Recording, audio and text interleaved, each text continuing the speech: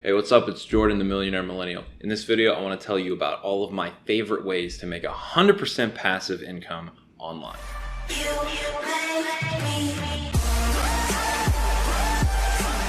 Now, I hear a lot of people talking about passive income and, oh, I make passive income from this and I set this up and I don't have to do anything.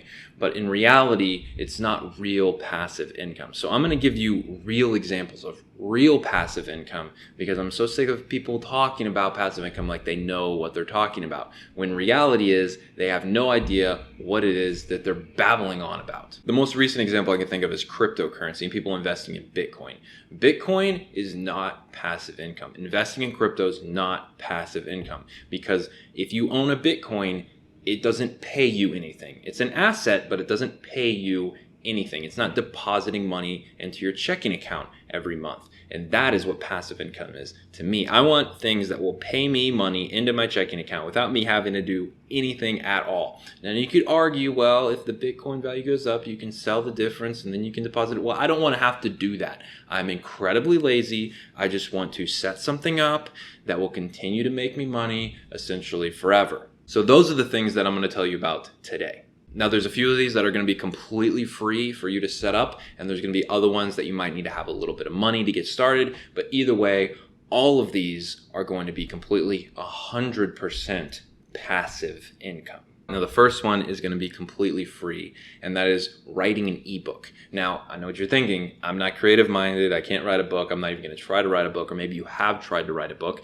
and you completely failed at it. Well, join the party. I've also tried to write a few books and I just get completely sidetracked, or I forget about it, or I get writer's block, or all of the other things that happen when you're trying to write essentially anything. But for those creative minded people out there that enjoy writing, then you can write an ebook, or you can get into translating. If you're really fluent in 2 separate languages, you can actually translate certain books, and those people will pay you a royalty for every book that's sold in your particular language. So all you really need to do is either write a book or translate a book, and then you put it onto Amazon's ebook store, and then you just rake in the money. You essentially don't have to do anything after that. Amazon will automatically pay you all of the royalties that you accumulate, and you just get money handed to you essentially forever. Now, if you're not into that because it sounds like a little too much work, then I've got this second one, which is actually one of my favorites, one that I'm really starting to get involved into, and I actually really like this one a lot, and that's peer-to-peer lending, in particular through Lending Club. Now, if you have no idea what peer-to-peer lending is,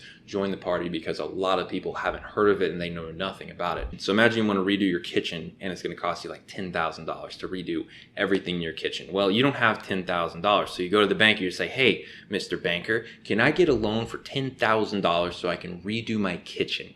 And the banker's going to look at you and he's going to laugh. Ha ha ha! You think that I'm going to give you $10,000 so you can redo your kitchen? Absolutely not. And that is most large banking institutions right there. Now what Lending Club is, this is really cool because it takes those people that need those small loans and pairs them off with investors that have a lot of money that can give them those loans, but they charge a pretty high interest rate, sometimes up to 25%.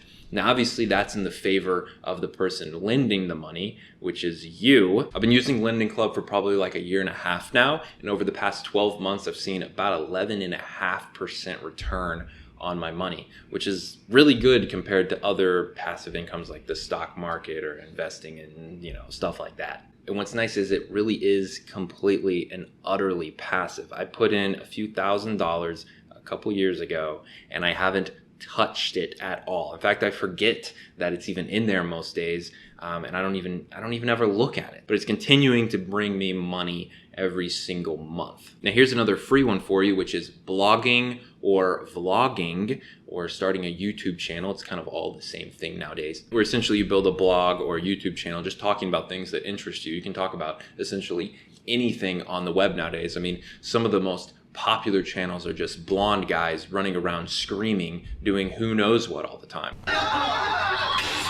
So if you can run around screaming and entertain people, you too can make a lot of passive income on YouTube. Now I know you're thinking, well, it's not really passive because I have to continue to make videos, but that's not entirely true. You see, I have another channel aside from this one. I don't actually run any ads on this channel at all, but on my older channel, I still have a lot of videos, I think like 30 or 40 videos that do have ads running on them. And every month or so, YouTube sends me a check for $100. Now, $100 a month is not, I'm gonna go and retire kind of money, but it's completely passive. I haven't even looked at that channel in probably 2 or 3 years. I don't even know how many views any of the videos have. I don't know what's going on that channel whatsoever, but I know that YouTube is still sending me money from it to this day. Something you can build up, you can upload a bunch of videos, you can make a lot of content, and then you can just be like, hey, I'm done with this, and then you can walk away and you can still continue to get paid every single month until, well, YouTube collapses or your videos just completely stop getting any views whatsoever, something like that. Now, another semi-free one would be affiliate marketing, but a lot of people do affiliate marketing completely wrong. And if you do it completely wrong, then you're actually going to lose money because you're going to be trying to like run ads, or you're going to be paying something for this or something for that. If you do affiliate marketing the right way, not only will it be completely free to set up, but it'll also bring you more money in a even longer term than if you try to do it in some short scheme, get rich quick kind of nonsense like I see a lot of people trying to pull off. So affiliate marketing can be pretty passive as long as you do it the right way. Now, another one that a lot of people do, in fact, the majority of the richest people on the planet all do this particular one, is real estate investing. Now, real estate investing obviously requires a decent amount of money to get started in, but if you build it up and you keep it going, then you can actually have everything managed for you. And so you just continue to receive these rent checks every single month, and then you just pay the appropriate people to do all their jobs, and you don't essentially have to do anything. Now, I don't really personally think that that one's super passive because it can take like decades to build it to a point where it's actually completely passive, and I don't really like that idea of spending that much time just to build something up. I want to build something quick, get something going, and so I don't really like real estate as far as a passive income. I think it's a good business model, and there's a lot of people that make a lot of money doing it. In fact, the majority of the richest people in the world, like I said, have at least some money in real estate, but it's not super passive in my opinion. One that is more passive is just going to be stock investing, which is actually pretty much one of the most passive that you can possibly get. And I don't mean day trading, because a lot of people, they for some reason mistake day trading for long-term investing, and those two are very, very different. I compare day trading with like going to the casino and putting all of your money on red and just really hoping that it lands on red. It's essentially like putting all your money on a stock and pretty much hoping the stock goes up. I prefer longer term stock index dividend style investing, investing in a company that's paid dividends for decades and is essentially going to pay you a percentage of the shares that you own of that company every single quarter. That is really, really passive because you don't have to do anything. You put your money into an account, you buy some stock indices, or maybe you buy some of your favorite stocks that pay dividends, and then every single quarter, or some pay monthly, they just deposit right into your account. Then at that point, you can choose to either reinvest it or you can just use that money to live off of. Now, there's a ton of other passive income ideas out there.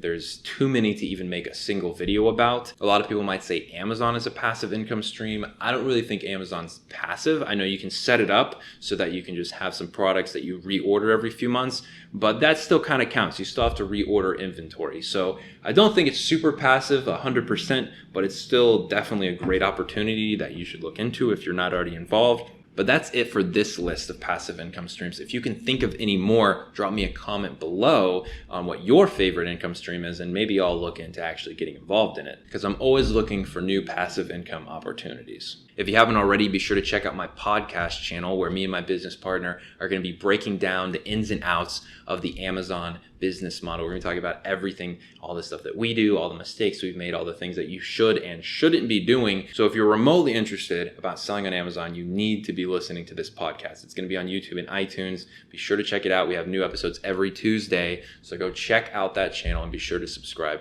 I hope you enjoyed this video, and I'll see you on my next one. Bye. If you're working 40 hours a week and you can't afford, like your business isn't making enough money to hire someone at $400 a month, reevaluate. Then your business structure is wrong and you're doing something very, very wrong. Yeah. So immediately, like I would say, the moment you can afford to outsource, especially basic tasks that you're just repetitive tasks, do it, because you can then focus on growing your business instead of working in it. I would say this is failure number one for us, not outsourcing sooner. Exactly. It's everybody's failure. Everybody is like, I want to do this on my own. I want to do this by myself. And they never outsource. And you should outsource the moment you can afford to do it.